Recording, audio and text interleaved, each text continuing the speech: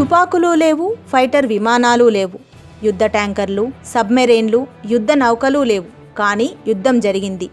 రాళ్ళు, ముళ్ళకర్రలతో చైనా దాడికి తెగబడింది. చర్చలకు వచ్చిన భారత్ సైనికులను దారుణంగా గాయపరిచింది. ఫలితమే తెలంగాణ రాష్ట్రం సూర్యాపేటకు చెందిన కల్నల్ సంతోష్ బాబు వీరమరణం. ఇంతకీ అక్కడేం జరిగింది? చైనా ఎందుకు కవ్వించింది? ఎలా మాటు వేసింది?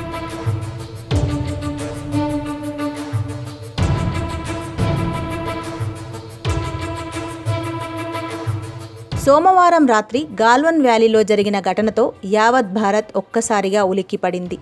సరిహద్దు దేశమైన చైనాతో చిరకాలంగా ఉన్న ఘర్షణ మరోసారి తీవ్ర రూపం దాల్చింది. ఆ రోజు గాల్వన్ వ్యాలీలో జరిగిన గొడవలో 20 మంది భారత్ సైనికులు, 43 మంది చైనా సైనికులు మరణించారు.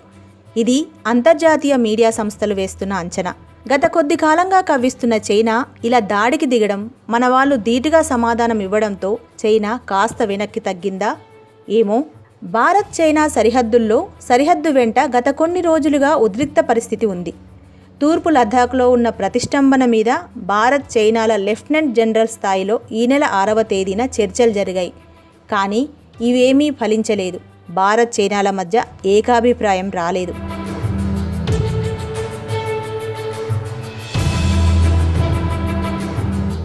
ఇదే సమయంలో చైనా ఒక్క అడుగు ముందుకు వేసింది.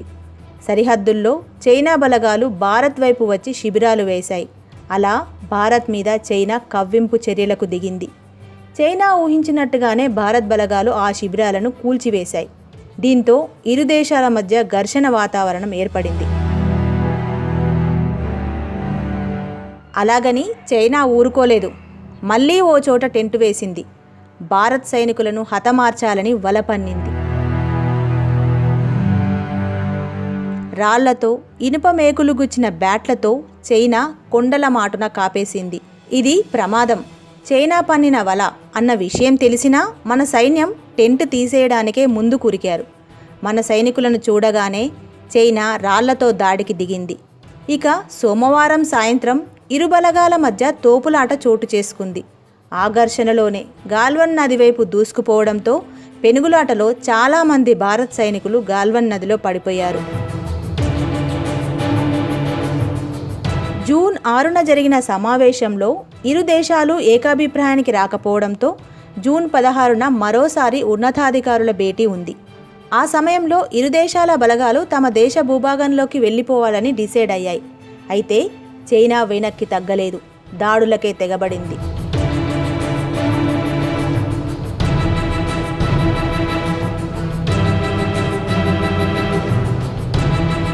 దీంతో నిరాయుధులుగా ఉన్న కల్నల్ సంతోష్ బాబు నేతృత్వంలోని బృందం చైనా వాళ్ళతో చర్చలు జరిపేందుకు ముందుకు వెళ్ళింది.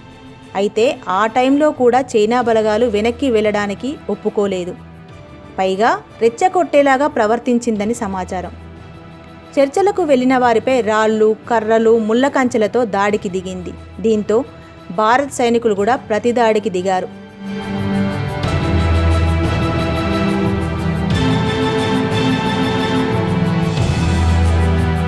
ఇది యుద్ధమే, కానీ ఈసారి తుపాకులు వాడలేదు. సైనికాధికారులు చెప్తున్న దాన్ని బట్టి చైనా దాడిలో గాయపడిన భారత సైనికులకు ఎక్కువగా రాడ్లతో కొట్టడం వల్లే తీవ్ర గాయాలయ్యాయట. ముందుగా చైనా సైన్యమే భారత్ మీదికి దాడికి దిగడంతో ఆ దాడిలోనే కల్నల్ సంతోష్ బాబుకు తీవ్ర గాయాలయ్యాయి. సంతోష్ బాబుతో పాటు మరో హవల్దార్ను భారత సైన్యం వెనక్కి తీసుకొచ్చింది.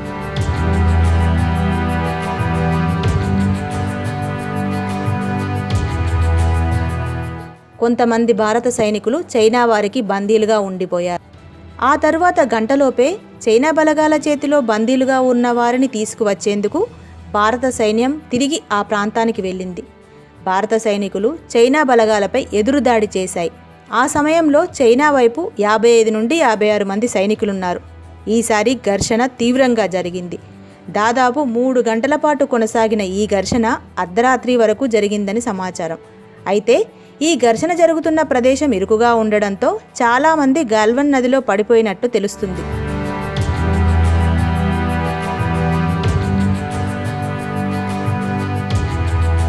రెండోసారి జరిగిన ఈ ఘర్షణలో చాలామంది చైనా సైనికులు హతమయ్యారు. ఇండియా సైనికుల నుండి ఈ దాడి ఊహించని చైనా దెబ్బతింది.